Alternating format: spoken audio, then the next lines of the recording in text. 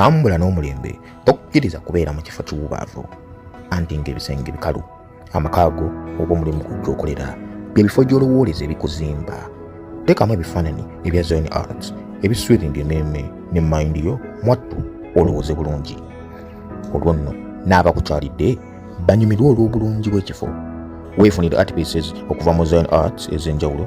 Balina abstract art pieces, textured abstract art pieces, jeweled resin art pieces, 3D wall art pieces, balina n'ebyoleka obutonde, wall clock art pieces, n'ebirala bingi. Basangibwa Najjanankumbi opposite Kenji Supermarket oba bakwire ku namba zaabwe ez'essimu noti 759 noti 6 noti 8 emu noti oba noti 7 noti 5 76 79 39 beba Zion Arts.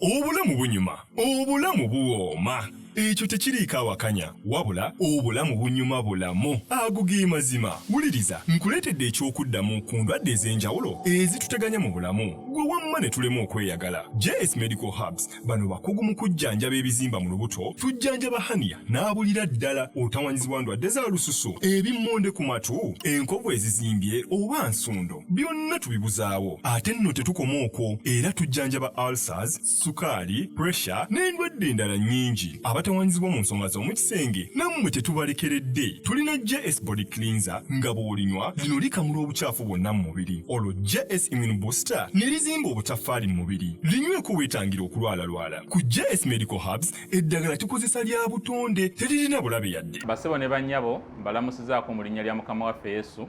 Yenze Musawo John Sewanyana wano ku JS Medical Hubs. Njagala okujjukiza ekintu kimu nti obulamu buli mu ngalo zo. Byolya ku sowaani yo oba byonywa mu kikopo kyo bye bigenda okusalawo onaabeera mulamu oba onaabeera wandwadde. Tukuyita wano ku JS Medical Hubs tukujjanjaba endwadde. Jjukira nti ffe tujjanjaba ensibuko, tujjanjaba cause, tetujjanjaba symptoms. Tukuyita jangu ojjanjabwa endwadde yo wano ku JS Medical Hubs ojja kuwona mu linnya lya Yesu Kristo. Amina. Tusangibwa Nansana okumpi ne Nansana Business Center oba tufune ku simu zino wammanga noti 7 noti 6 367 362 oba noti 772 999 noti 29. JS Medical Hubs for health and skin solutions. Omuntu bw'abanga akyali mulamu kaabe pasito ye yatunda omwoyo gwe ng'ababuza, kaabe satanist eyakasembayo bw'abanga akyassa kitegeeza Katonda tannamuteekako full stop. Omuntu anaagenda mu ggulu Katonda yagenda omusalawo si ggwe. Katonda bw'aba alina byakulaze, twagambye nti Yeshua ye mwegayirizi, era tukimanyi nti Katonda teyandyagadde wabeewo emmeeme yonna ezikirira. Kitegeeza ayagala ffenna tufune salvation.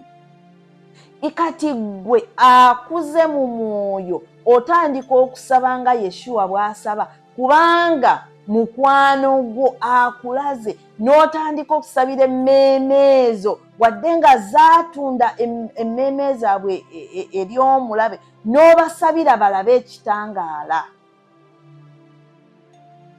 Yes, you will condemn the bad that they do. Yes, togenda kwetaba nabo mu bye bakola. Yes, ekibi ogenda kitunuulira okivumirire. Naye omuntu oyo akyali mulamu.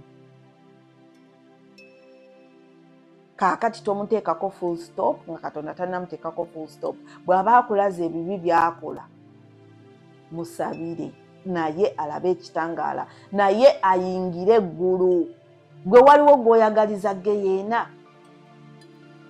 Waliwo omuntu gw'oyagaliza geyeena? Ffenna tuzaalibwa mu kibi.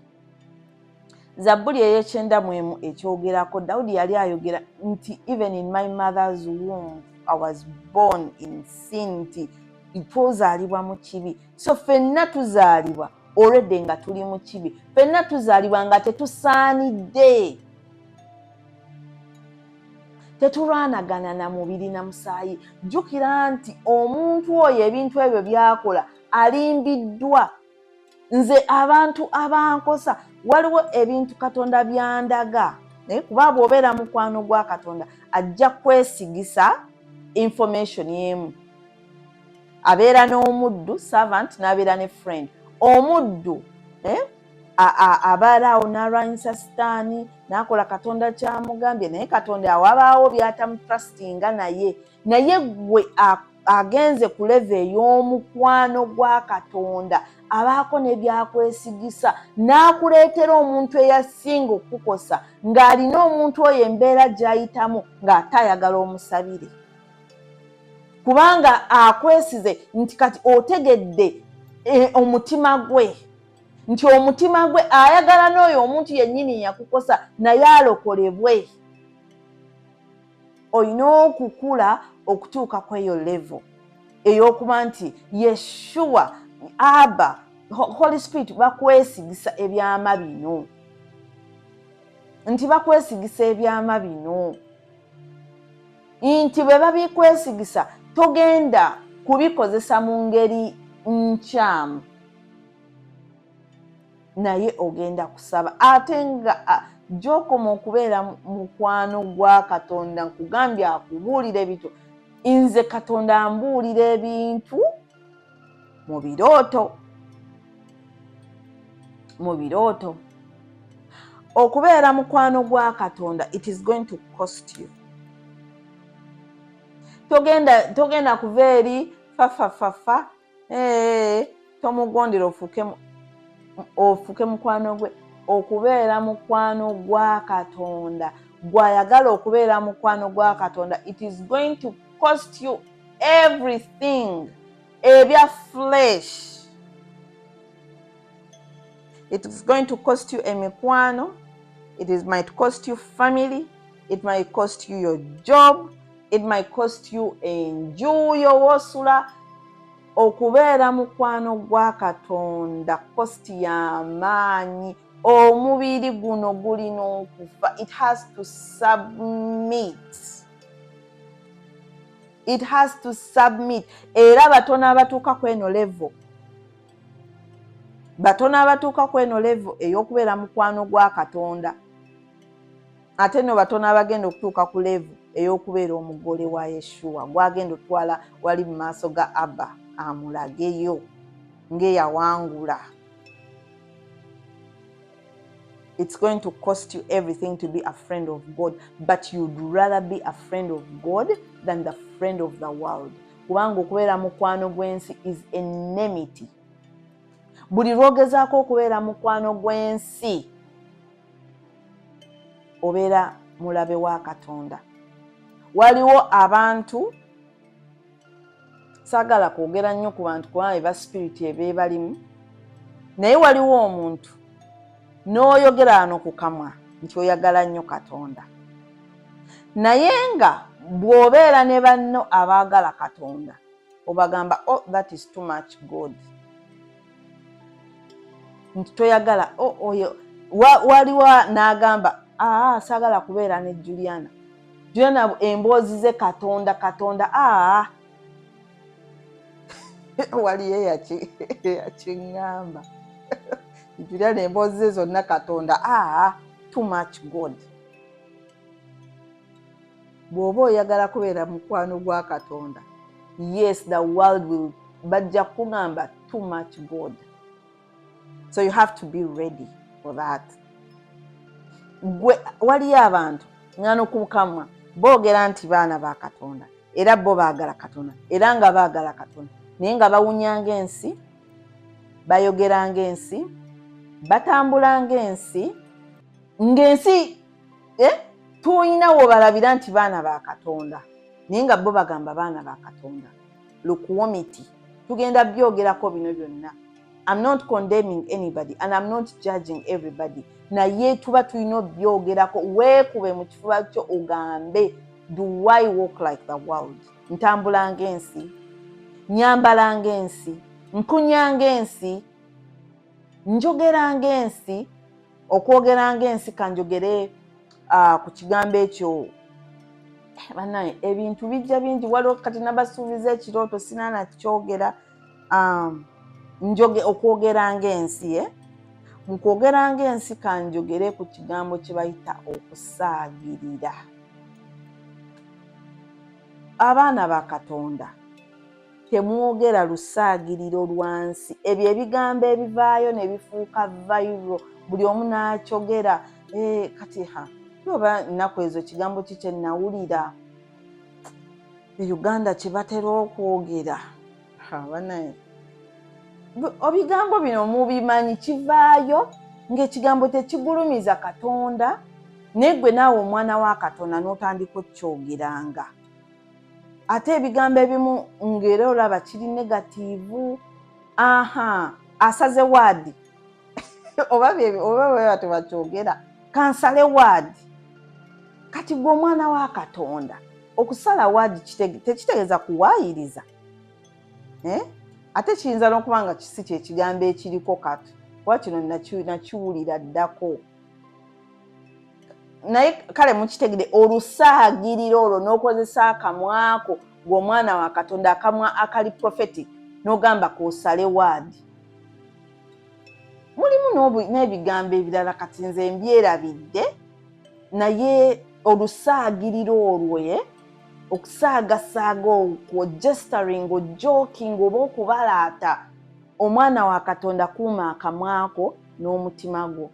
Saba Mwoyo Omutukuvu akuuma akamwako n'omutima gwo oleme okusaagirira okutali kutuufu. Gwe just imagine Katonda singa naye ay'amayiga agamba kaasaagirire. Kale ekyaŋŋambye nkyogereko, mbadde sijjukira wa we nakomye. Nabadde waliwo we nayogedde nti ebintu Katonda by'aba atulaze prophetic ng'ebirooto, n'akulaga nti revival.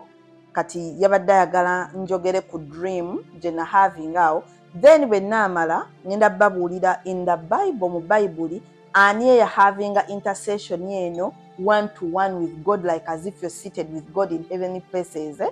Nakyo ngenda kyogerako. Kaakati ekirooto Katonda kye yampa ekikwatagana ku revival, nina gye nali nkyadde n'ensulayo. Ekiro ekyo ne neebaka, naye ekyamazima nali ntunula kubanga gye nali nkyadde omukyalo ono mukwano gwange nayina omutwala mu ddwaliro okuzaala. Nsuubira nti ajja laba vidiyo eno, nsuubira nti tajja kufaayo bwe njogera ku kintu kino. Sigenda mwogera linnya. Kati nayina omutwala ng'alina ogenda mu ddwaliro, naye ng'ogenda mu ddwaliro balina tukubira ssimu. Kati ekiro ekyo ekyamazima seebaka nti neebase, nali mpulira half asleep nga bw'obeerawo owulira weebase. Kaakati mu kiro ekyo nga twasaba nnyo, twatendereza kuba twali abakyala basatu ffenna abaagala Katonda. It was a good time. Tusabye, tutendereza. So that night nendoota glory ya Katonda ng'esse nnyingi nnyo. Kati ne mbagamba banne mulabeyo ekitiibwa kya Katonda, mulabeyo ekitiibwa kya Katonda kino kizze, nga tebakiraba paka bwe kyafuukamu nga Bukristos oba Bukristos oba bukiye obuntu bw'osobola okukwata bw'oti oba glitter it materialize, kyafuukamu ekintu ekikwatibwako, n'empakira n'ensawo ez'ekitiibwa kya Katonda.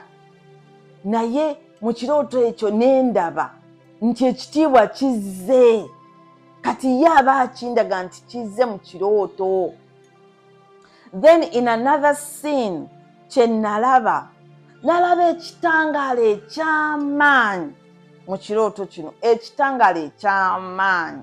Nentegeera nti ye Yeshua.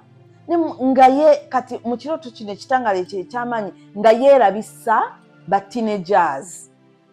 Kati nze mma nkitegeera nti nina okusaba aba teenagers, abaana abo ba teenagers bafune Katonda, balabe ekitangaala, baleete revival, bafune revival. Kati nenkiraba mu kirooto kino.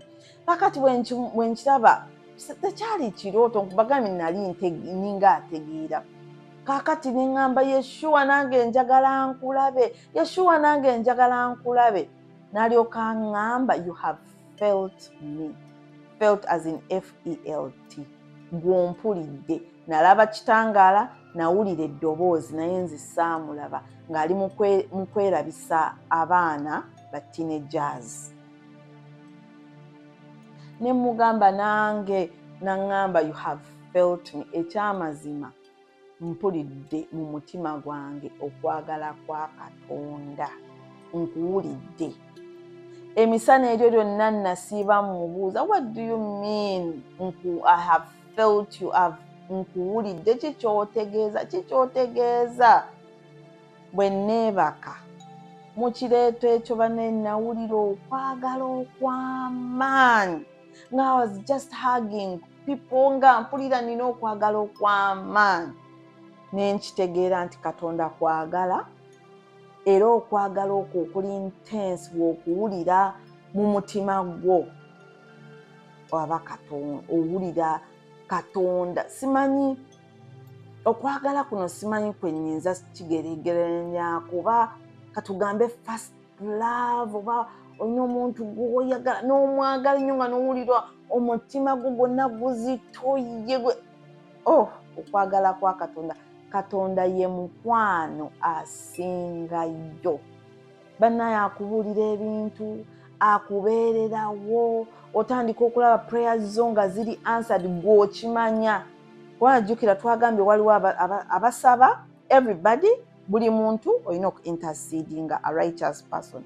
Mu basaba ne tubeeramu servant ne mukwano gwa Katonda. Bw'oba servant oba omuddu wa Katonda oba tonnategeera oba essaala zange Katonda aziwulira. Naye bw'oba mukwano gwa Katonda olaba essaala zo okimanya nti azizzeemu. Ebintu bye wasabidde obiraba nti abiddamu. Obiraba. Nze nina examples nyingi nnyo zendabanga bwe mugamba ekintu akiddamu like nga natandise just kwogera ku ezo examples. Omanya nti oli mukwano gwa Katonda, omanya nti akuwulira. Bannaye Katonda ali attentive to the prayer of a friend. N'ebirowoozo just oba otandika kwogera bwogezi bw'oti ng'awulira oli mukwano gwe kubanga ogondera ebiragiro bye, oyagala otambulira mu mateeka ge. Ekiragiro ekyo okikuumye ku mutima gwo so you may not sin against him. Nga Dawudi bwe yayogera, I'll keep your statutes on my heart, I've hidden your word in my heart so I may not sin against you. Igwe obulamu bwo bubeerawo kugondera Katonda. Bw'oba osoma Bayibuli togisoma kunoonya wa wooyitirawo, onoonya kugondera Katonda era naye atandikira okukubikkulira endagaano ye. We all want to be friends of God, but are you able and willing okukola what it takes okufuuka mukwano gwa Katonda?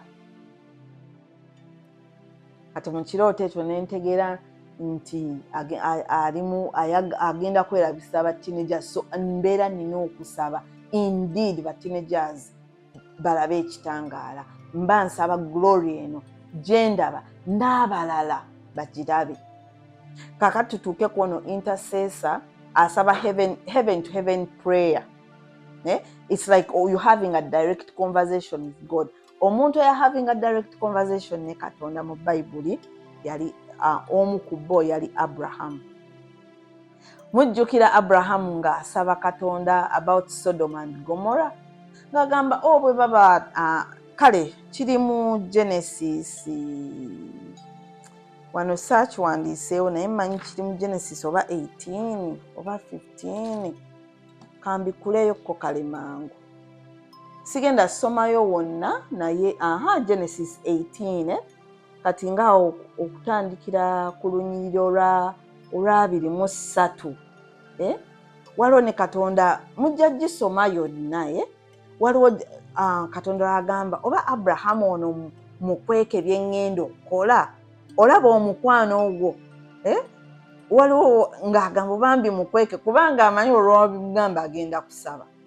eno conversation Abraham gye yakavinga ne Katonda, it was intercession ng'alinga amugamba ate bwe banaabaayo 5 abali righteous, ate bwe banaaba 45, ate bwe banaaba 30, ntunula wano, ate 20 20, ate bwe banaabeera 10. Then eno gye bisembera n'agamba mu verse 32 wansi nsisiko, and then he answered, for the sake of 10 I'll not destroy it. When the Lord had finished speaking with Abraham, he left and Abraham returned home. Mugenda somayo mulabe Abraham nga having a conversation ne Katonda. That is intercession. Yeegayirira. Kati omuntu atali mukwano gwa Katonda tosobola kwogera ne Katonda bw'otyo. May I be ate n'ogenda mu maaso ga Katonda with humility n'obwetoowaze ogamba mukama omuntu ono tobazikiriza onoobazikiriza nga wasigaddeyo abantu 5 abali righteous, kale kanze ate baba 45. You know that conversation, you know. So so ye intercessor bw'atyo w'engeri eyo. Era intercessor kuno ku nsi olumbaganizibwa omulabi Sitaani takwagalira ddala kubanga osazaamu pulaani ze. Kati waliyo abantu eyo nga mbasabidde oba gwe intercessor ng'obasabidde ng'omulabe Sitaani kyeyandyagadde okukola tekituukidde kubanga osabye n'osazaamu engeri ze. Era omulabe Sitaani takwagalira ddala. Bannange, ebintu bingi nnyo bye nnyinza okwogerako ku intimacy ne Katonda.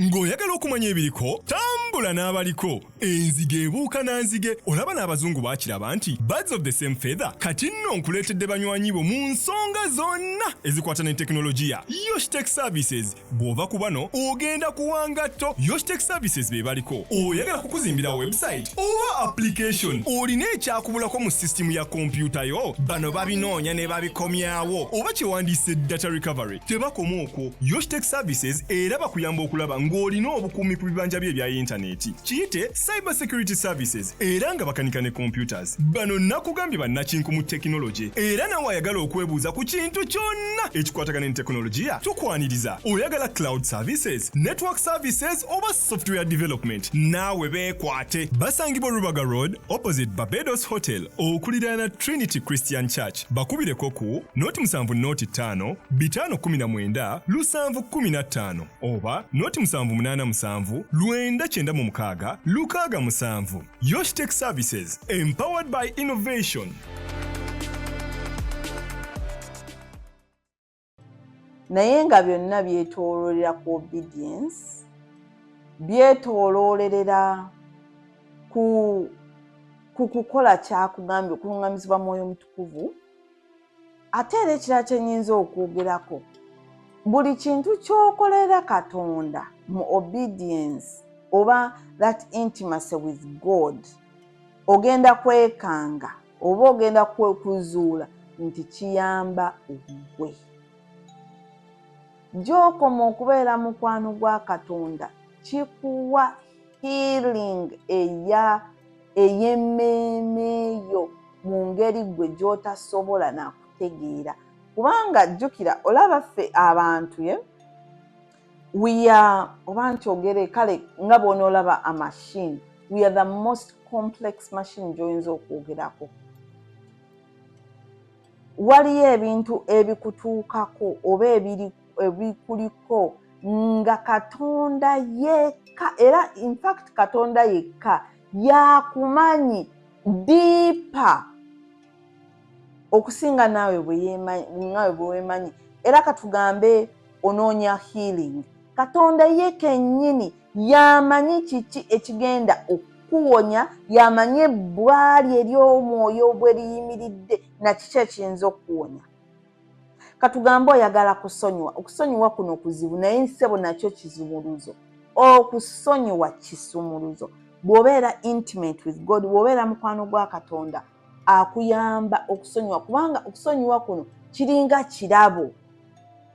Kirabo Katonda kyakuwa n'osobola okusonyiwa. Igwe mu ggwe nga ggwe tosobola kusonyiwa. Katonda yasonyiwa, Yeshua ali mu ggwe yasonyiwa.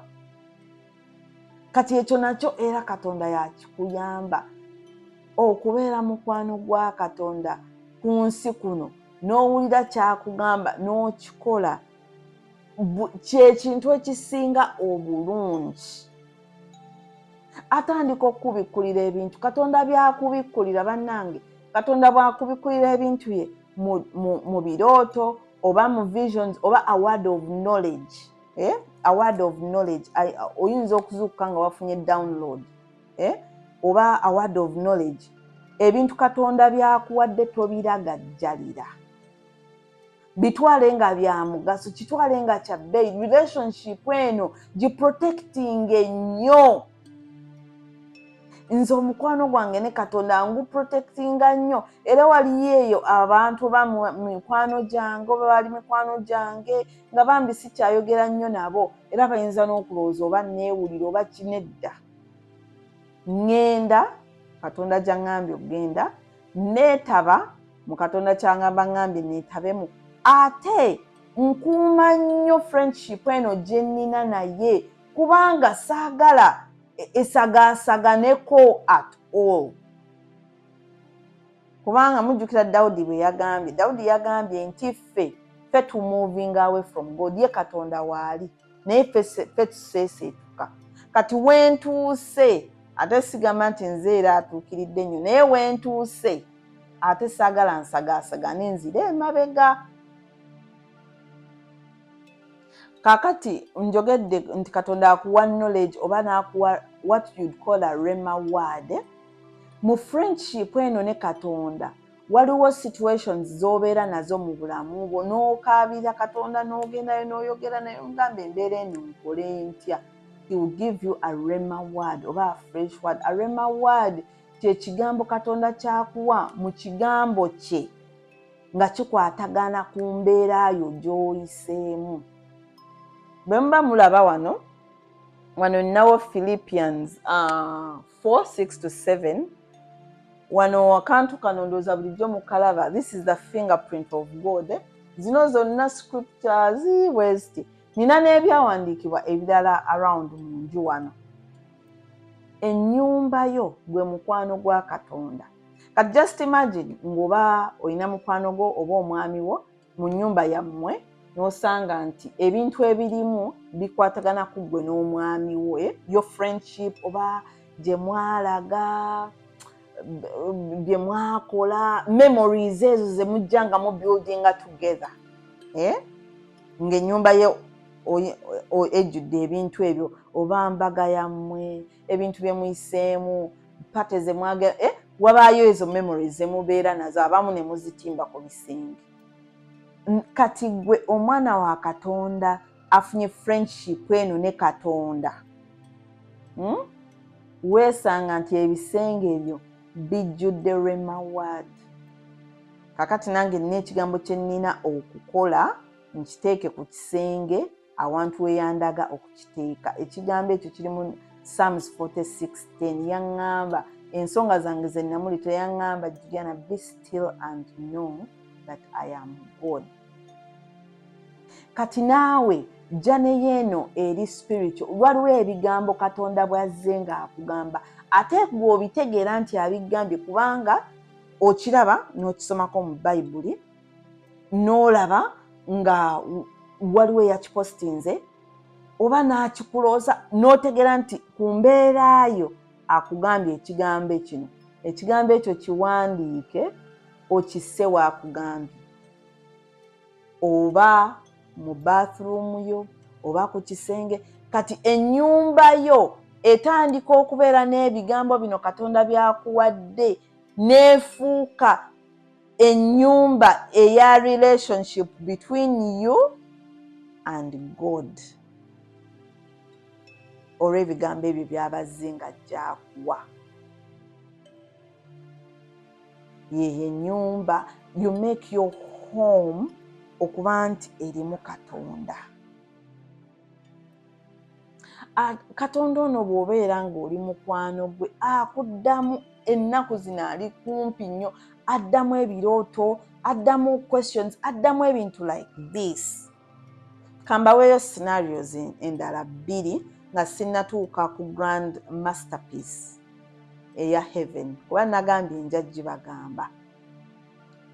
Waaliwo lwe nali mu kirooto nandaga nga ndi mu kwoza engoye enjeru, saasobola zooza naye nga mmanyi nina omukolo gwe ŋŋendako, nina okwambala ekiteeteeyi nga kyeru. Saasobola kwoza ngoye ezo zonna zaali njeru, naye mu kirooto ne nzijukira nti ninayo olugoye lwange olu lumu olweru naye nga si lugolole. Nazuukuka mu kirooto ekyo nga siyozezza ngoye ziri nga njeru zonna naye nga sizoozezza, naye nga mmanyi nti kale ninayo olugoye lwange lumu olweru. Bwe nazuukuka ne ŋŋamba Mukama, olugoye lwange si lugolole, olugoye lwange si lugolole. Bwali ku makya ng'ekirooto nakiroose ekiro kubanga bukya, ne ŋŋenda ne ntwala abaana ku ssomero ne nkomawo ne neebaka. Mu kirooto ekyokubiri ne ngolola olugoye lwange. Bw'oba mukwano gwa Katonda ng'osazeewo okuleka ensi eno for him, agenda kukulaga nti ye mukwano asingayo, naye agenda kukujjira, naye agenda kuddamu, agenda kukuluŋŋamya mu buli kantu konna ak'obulamu bwo, agenda kukulaga abantu mu bulamu bwo, agenda kukuluŋŋamya olabire ddala nti Katonda yannuŋŋamya. Mu kirooto ekyokubiri nagolola olugoye. Scenario endala gye nnyinza obbabuulirako, Zoom eno gye waliwo lwe nababuulirako nti twahavinga Zoom nga ya worship for 3 days, ennaku 3 nga just worship. Olwo heavens lwe za openinga, ate n'ekyo yakimbikkulidde nti heavens za openinga olwanze kubanga ndi mukwano gwe. Awuliriza oyo mukwano gwe kyayogera, ajja n'awuliriza. He's attentive to the prayers and the thoughts of a righteous person. Olwo eyo time lwe twahavinga that Zoom yatuweeramu ne spiritual gifts. Mukyalo ono eyali alidinze Zoom n'atugamba banaye mwenna mufunye spiritual gifts. Kaakati naye nga tagenda tubulira nti gwe baakuwadde eno, gwe baakuwadde eno, gwe baakuwadde eno. Namugamba nze yange ngenda kukusabira, Katonda will make you uncomfortable, eyange ojja giŋŋamba. Nalowooza nsaaga, nalowooza bulowooza ne nsaba Mukama. Kaakati olunaku olwokusatu nga lukya Thursday, nga lukya Thursday ne ndoota green, ne neesanga nnyambadde ekiteeteeyi kya green, ne neesanga nkutte ekikopo kya green. Nali ngenze ku mulimu, omukyala ono nga TV ye eriko ekifaananyi ekya Northern Lights nga za green, akantu ka Zoom ye omuntu aba ayogera bwe kati kaba kali highlighted kaba ka green, banne buli kye neetoola kyali kya green. Olunaku olwo nali nyambadde ekiteeteeyi kya green. Omukyala gye nagenda okukola bwe yandaba n'agamba, oh Juliana, nja kulaga ekiteeteeyi kyange. Olunaku olwo teyandaga kiteeteeyi kye, wayitawo wiiki oba 2 n'andaga ekiteeteeyi kye, bannaye ekiteeteeyi nakyo nga kyali kya green, ate nga ku lunaku olwo teyambuulira kala yaakyo, kyokka nga nakyo kyali kya green. Zoom eyo gyekomera kubanga abeera atusomesa, era ebimu byenzija wano nange nensharinga nammwe mba nabiyigiddeeyo, mba saabiyigiddeyo nga bye simanyi, naye mba nafunyeeyo language kubanga nze bye mbagamba mba mbiyiseemu naye nga simanyi binnyonnyola. Kuba nze sirina ssomero gye nali ngenze kusoma kwogera nammwe oba kusoma theology oba nowhere. Nze Katonda yansomesezza, agenda oba ngattako abantu, naye n'abo abantu bangattako nze nabo baba tebatuukiridde naye mbaako ne kyembayigako. Kati abantu bano abamu benjigirako ebimu byenzija ne mbagamba mba sifunye kipya naye mba nfunye engeri gy'okyogeramu oba if that makes sense. Kwanze sometimes I don't have language era namwe mulaba ebigambo binnema okwogera kuba mbeera mbimanyi but I don't have the language. So sometimes kyenfuna eyo nze already kiba kya happeninga mu bulamu bwange ningamba kati nammwe nenzija nenkibagamba ebimu mbijjeeyo. Kati anyway omukyalo oyo kwolwo yagamba tagenda tubulira birabo byaffe. Kati Zoom gye yaggweera ne mubuuza nti green kitegeeza ki? N'aseka kubanga waliwo ekirabo spiritual gift oba ekirabo eky'omwoyo kye yali ayogeddeko nga kiri made out of green. N'aseka n'alyoka agamba Juliana, it's right in front of you, like kyekirabo kyo. Naye jjukira yagambye tagenda kuŋŋamba.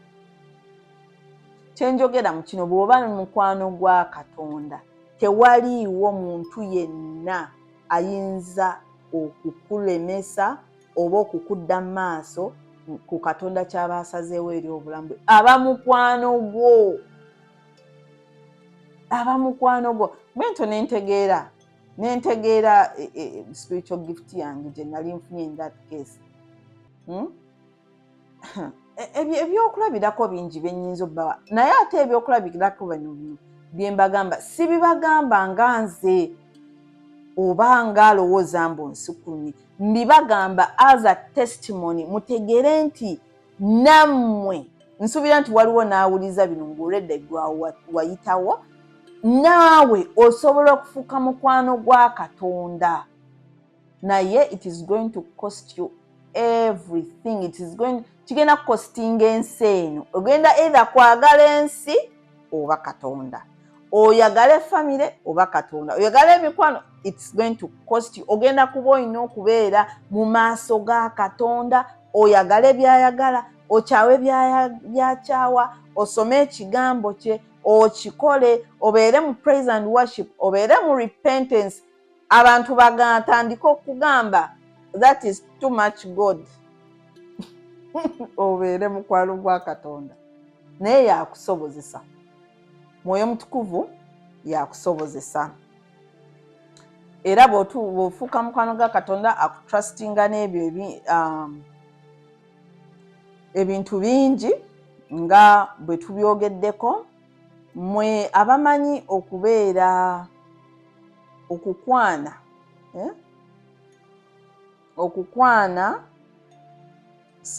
abamanyi okukwana omukwano, abaami bukasi be bakwana n'abakyala mumanyi okukwana.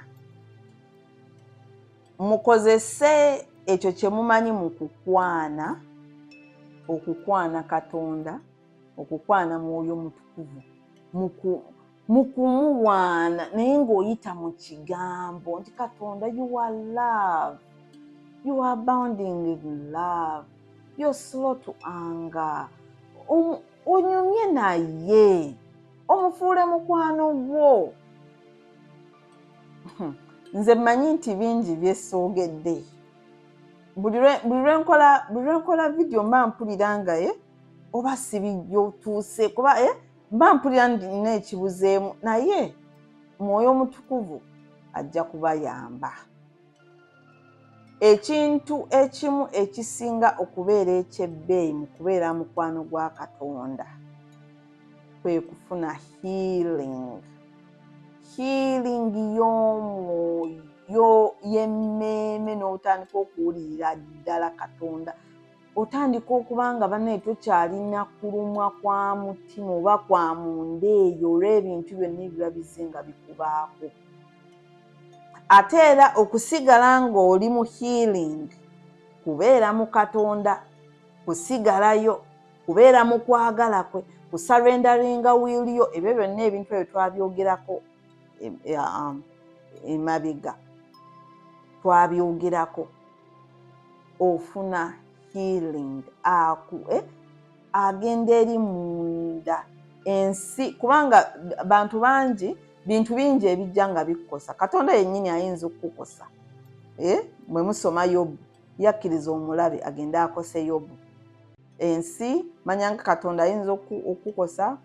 Ensi eyinza okukukosa, just system gy'olimu neekukosa. Family eyinza okukukosa, family yo neekukosa, oba naawe weekosa through akamwako, ebigambo bye weeyogerako, negativity gye weeyogerako, obutakkiriza Katonda kyaba akugambye gwe n'obeera nga buli kaseera wessa wansi, toyimirira mu promise ya Katonda gy'akugambye. Kakiriŋŋaŋŋa nze akatono Katonda kambikuliddeko ne neetegeera kyendi ne siyimirira mu promise eyo. Kati mwenna abalabize nga balaba vidiyo zange, nammwe abalaba obubaka buno mutegeddeko oba nze Katonda kyambikulidde ki kye ŋŋenda okubeera. Kati nze nnyimiriramu eyo promise ya Katonda ne ŋŋamba no matter what comes my way, ekyo Katonda kyayogedde kye ŋŋenda okuba.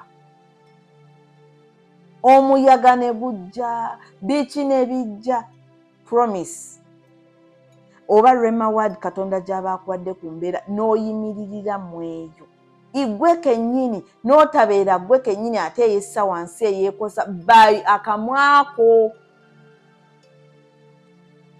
Era ffenna Katonda atusaasire atusonye kubanga ffenna tuli guilty of this. Twogera nnyo ebintu ebituleetera otuzza wansi. Ate omulabe ali legalistic oba mukwasi w'amateeka, bw'oyogera ekigambo wano akikulumiriza mu maaso ga Katonda, mu kkooti ya Katonda, n'agamba ono yagamba bw'ati. Kati era nze buli lwajja omulabe oyo mu ngeri yonna gy'abazzeemu, nnyimirira mu kigambo kya Katonda, nnyimirira mu promise ya Katonda. Ate era gwe afuuse omukwano gwa Katonda, olekeraawo okufa nnyo ku bulumbaganyi buno mulabe bw'aba aleese, kubanga okitegeera nti distraction. Twayogera mu vidiyo eyasembayo eyannaasize mu nti oyo omuntu distraction aliwo okukulya mmeeme. Kati gwe olekeraawo okufokasinga ku distraction n'ofokasinga ku Katonda. Mujjukira abaana ba Isirayiri emisota bwe gyali gibalya. Musa Katonda n'amulagira akole omusota ogwa bronze nti bagutunuulire, buli anaagutunuulira anaawona. Gwe mu mukwano gwa Katonda olekeraawo tunuulira obuvuyo sitaani bw'akola wano wansi n'otunuulira Katonda. Gwe asazeewo okubeera mu mukwano gwa Katonda ova mu kugoba just purpose okubanga yes tujja ku nsi olwa purpose era tulina kye tulina okukola, naye olekerawo okubanga ekyo kyokka ky'otunuulira oba ky'ogoba n'ogoba Katonda. Friendship eyo ne Katonda ate ogiprotectinga. Nze mbeera nnyo wano nga nkigamba omwami wange ne mugamba nti Grace, erinnya lye Grace, naye Grace kakibe ki nze ŋŋenda kwagala Katonda. Kakibe ki nze nasalawo okubeera mukwano gwa Katonda kuba ndabye okubeera mukwano gwa Katonda ebirungi ebikirimu, emirembe gy'oba nagyo mu mutima, emirembe. Kale nabasuubiza okubagamba ku Heaven's Masterpiece oba emmeeme nga masterpiece oba ekyo bakyogera batya. Kale ngenda kyogera mu Luganda ne mu Luzungu. Heaven's Masterpiece, a soul mu heaven gye balabanga masterpiece oba a soul that attracts heavens. It's a soul that has gone through body changes. That as it goes through body changes, nga bwe mulaba wano wenti si bwe nali nange nfunye body changes, that as your mind gains wisdom, as your soul gets stronger, as your spirit matures, your heart maintains a childlike innocence. Katukyogere mu Luganda.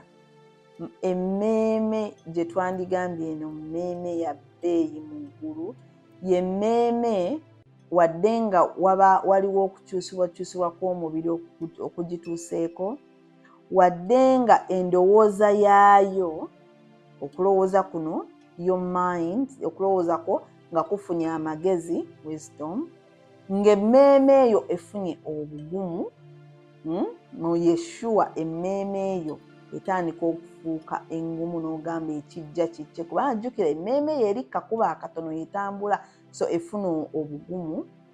Omwoyo gwo mu kukula ne gukula, nti mu bino byonna nga bigenze bikubaako, omutima gwo gusigala ng'ogw'omwana omuto ogutaliiko musango.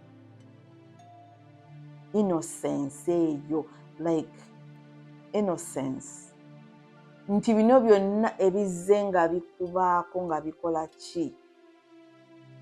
Osigadde n'omutima ng'ogw'omwana omuto oguli innocent. Ekirala nti waliyo emmeeme, era eno n'eno masterpiece, a masterpiece soul, nti emmeeme eno it has gone through the fiery trials.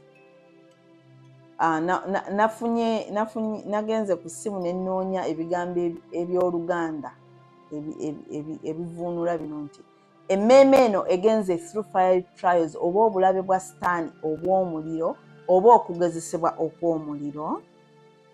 It has gone through crushing, okumetentebwa n'okumenyebwa ebintu by'ensi eno. Omanyiye Katonda ng'agenda okukozesa you're broken and crushed, omenyebwa ebintu byonna nga bw'obadde obitegeera, mikwano biki byonna Katonda abimenyaamenya ne bivaawo, nti you've gone through that process. Ogenze through the pounding waves, amayengo agakuba, amayengo g'ensi. Ogenze through storms, emiyaga, ogenze through emiyaga egy'amaanyi. Ogenze through drought, waliwo lw'obeera nga bannange you feel like oli mu ddungu, ng'oli mu ddungu, waliwo lwakuyita n'akwawula, ng'oli mu wilderness, ng'owulira oli eyo wekka. Emmeeme egenze eyise mu ebyo byonna, nti despite, nti newankubadde eyise mu ebyo byonna, nti emmeeme eyo teri distorted and twisted, tekyusibwakyusibwa. Kubanga jjukira omulabe atagetinga eno emmeeme ne Katonda emmeeme gy'ayagala, kubanga yeeri ku lugendo, yegenda mu ggulu oba mu Geena. Nti emmeeme eno wadde eyise mu bintu ebyo teri distorted, tekyusibwakyusibwa mu ngeri mbi, teri corrupted. Corrupted, kale oba okwonooneka, munambuulira wansi wa corrupted engeri gye mukitegera mu Luganda, nti teriinaamu resentfulness oba okunyiiga, teri bitter, teriimu bukaawu, teyeegulumiza, being prideful, it's not conceited, teyeenyumiriza ate teyeegumiriza, ate teriimu, it's not rebellious, teriimu bujeemu.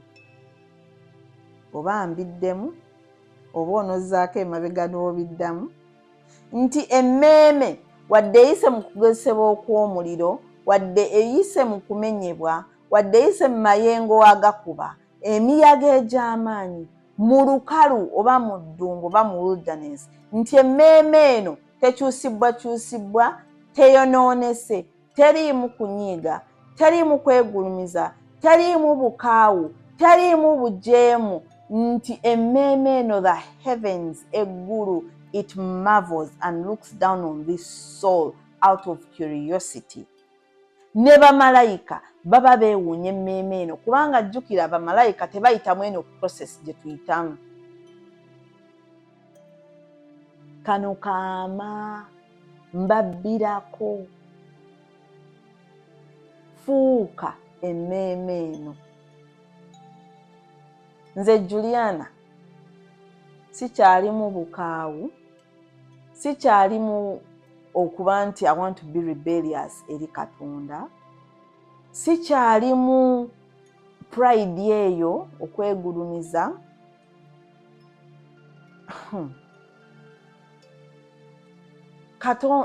N'abantu be nandinyiigidde kugambe Katonda yampa closure, nampa forgiveness, ate Katonda yekka y'ayinza okuwa ekintu kino. Mufuuke mikwano gya Katonda munambuulira wano mu comments, mwe abaana ababeeweereddeyo ddala mujja kulaba obulungi bwa Katonda. Leero njogedde kuno na kuli, nazze kwogera ku intimacy with God naye simanyi oba nkyogeddeko. Kale ye ndowooza Mwoyo Omutukuvu ebyo byayagadde okwogerako, naye kampeemu ka recap kanjogereko. Olokoka obeera righteous, your righteousness, right standing with God, era righteousness yo eva mu Katonda. N'ofuuka intercessor oba omwegayirizi, kubanga ne Yeshua akyegayirira, n'otandika okusabira Katonda nga Yeshua bw'asaba, n'otandika okusaba ebiri ku mutima gwa Katonda. Wabaayo asaba okusinzira byalaba ku nsi, ne wabaawo asaba ebimubikkulibwa, ne wabaawo asaba nga alinga having a conversation ne Katonda. Kati okubeera mukwano gwa Katonda, ensi yonna giveeko, Katonda agenda kwesigisa ebyama, agenda kukuluŋŋamya ku makubogo, agenda kubikkulira abantu abakwetoolodde. Ate era Katonda bw'akubikkulira abantu be omuwakanya, ye yabatonda era yabamanyi. Gye munaagenda nga mwagala Katonda, mugenda kulaba ng'ababikkulira abantu ababali okumpi. Mugenda kwagala okuwakanya Katonda, kubanga mu physical olabanga omuntu ono omulungi, olabanga omuntu biki, naye Katonda agenda kukubikkulira emitima gy'abantu. Mugenda kumuwakanya, muyinza okwagala okuwakanya Katonda, naye Katonda ye amanyi abantu be. Kale nti mu ebyo byonna, ekisooka Katonda yakumanyi ebuziba okusinga abalala bonna. Mu ebyo okufuuka mukwano gwa Katonda, ogenda gwe kennyini kufuna healing, ogenda kufuna okubeera nga ye, okufuna amatugo, okufuna amaaso go, okufuna amagundi ye, omutima gwe n'akamwa kwe byayagala. Mu process eyo yonna ajja kurifininga ofuuke nga zaabu ayise mu gundi. Mu ebyo byonna ofuuke omugole wa Yeshua. Mu ebyo byonna ofuuke emmeeme eno, which is a masterpiece. Obeere nti bw'oyogera Katonda, he inclines his ear to you. Abeera attentive to your thoughts, ku bigambo byakola by'oba oyogedde. Mbaagala nnyo nnyo nnyo. Manyi nti nina byendeseeyo, nammwe munambulirako ku experience yammwe about being intimate with God. Biki byofunye just from being intimate with God, nga mukwano gwo, ng'eno mu mutima gwo owulira omwagala, si okumwagala okwakamu, naye ng'eno mu mutima gwo owulira ng'omwagala. Abatannaba kukkiriza Yesu Kristo ng'omulokozi wammwe, mbasabira mufune ekitangaala kino. Ye kkubo, ge mazima, the way, the truth and the life, ate ye bulamu.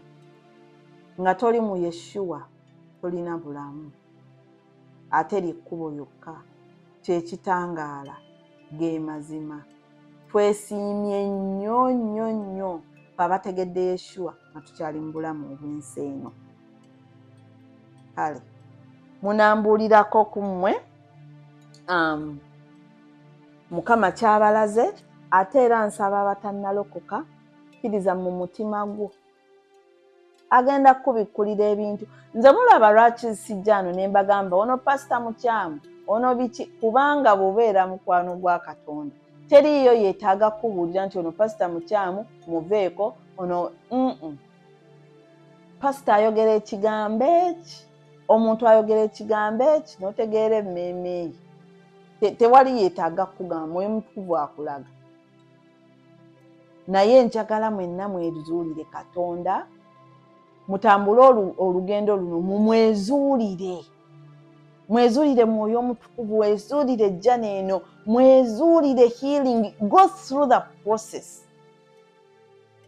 katufuuwe ekkondeere kubanga ekyamazima linaatera okukola ki okufuuwa spend time with God go back to the ancient ways of God ddayo ku nnono za Katonda ddayo mu kusinza Katonda n'ebyo nga abali mu Bayibuli bye baasinzanga with the harp and the lyre. Spend time with God. Kola ebintu bye nga bwe biri mu Bayibuli. Mwagale. Kale okumwagala kwe kumugondera. Katufuuwe ekkondeere kubanga obudde buweddeyo. Obudde buweddeyo. Nayambadde ekiteeteeyi yandaze mu kirooto ekyo yandaze I got an understanding nti like as if mission yaffe enaatera okutandika mu kirooto ekyo yandaze nti ngende mu ssimu yange ngende mu kirooto ngende mu ssimu yange ngende mu settings ngende mu location where needed nenkitegeera nti agenda kubanga abamu atuyita nga waakuyise wugenda ekyo yakimpadde mu kirooto and I could get an understanding that obudde bunaatera okutuuka. Recently yandaze ebizimbe nga bijja omuliro ng'abantu batandise obatta waliwo eyankubye wano essasi waliwo eyansonzemu bw'ati emmundu ankuba essasi kyenva mugamba mu kirooto nti Katonda bw'aba naayagala onzite ojja kunzita naye bw'anaaba tayagala onzita togenda kunzita nankuba essasi teryannumye n'endijjayo bwenti mu kirooto abaana ba Katonda abamu wadde ki kinaabatuukako tekigenda batta nyinza okwogera ebintu bino mmwe nga mulowooza nti nsaaga naye bigenda kubaawo obaddi Yeshua y'amanyi naye obudde buweddeyo tufuuwe ekkondeere kubanga linaatera okufuuwa era tusaba Mwoyo Mutukuvu y'aba afuuwa. Beti mwana gwe onsekerera nga nfuuwa ekkondeere naye nseka kubanga nange nseka nnyo nsuubira nti nange singa nalaba nsobola nange neesekerera naye ekirala Beti bannange yansuubiza mbu agenda kuntwala out mu ggulu ku kaadi ya Katonda. Ku kaadi ya Katonda Beti kwogenda okuntwalira out mu ggulu. Beti nnyambu oba oyagala kuntwala mu ggulu manyanga kuntwala out mu ggulu nnyambu ogenda kuleka ebyensi okimekingi naawe olyoka ontwale out mu ggulu. Naye ekintu ekyo kyansesa nnyo bujjulya nangenda kutwala out mu ggulu nja kusanga mu ggulu nkutwale out ku bya Katonda olwo tebyakose Beti kwagenda okuntwalira out naye anyway kale Mukama yeebazibwe bannaye mmala simala anti ebya Katonda you people nze nsobola okwogera ku Katonda the whole day nga simaze naye mbaagala nnyo tufuuwe ekkondeere. Amina. Love you.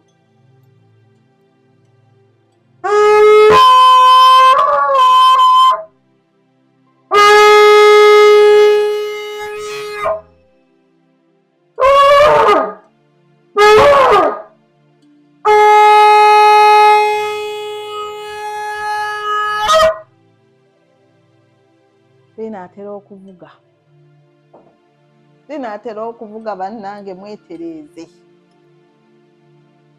Tereeza ekkubo lyo ne Katonda. Weetegerere Katonda. Leka ensi fuuka mukwano gwa Katonda.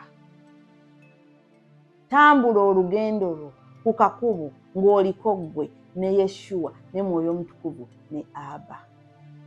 I love you so much. Mukama abankuumire abayiweko amafuta ge. Anointing eri costly naye okubeera mukwano gwa Katonda kwo it is even more costly. Are you able? Are you willing? Have you surrendered your will okubeera mukwano gwa Yeshua? Nti Yeshua byonna by'obadde omusaba akukolere bw'abanga tabikoledde onoosigala ng'oli mukwano gwe. Nze waliwo bye musabye by'atannankolera ate nsabira abalala n'abibakolera naye nga nze tannabinkolera. Naye nze gwe bwe nsabira omulala ekintu nga kiba naye nze tannabinkolera. Ebimu bye musabye tannabinkolera. But am I going to stay ddala nga ndi mukwano gwe wadde nga tabinkoledde? Igwe ekyo ky'osaba Mukama ky'oyagala kukolere, are you willing, oli ready okusigala ng'oli mukwano gwe wadde nga takikoledde? Ekyo ekibuuzo gwe wekka ayinza okyeddamu.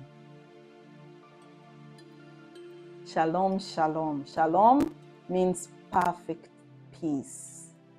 Shalom, shalom. Emirembe gya Katonda gibe nammwe. Mbaagala nnyo.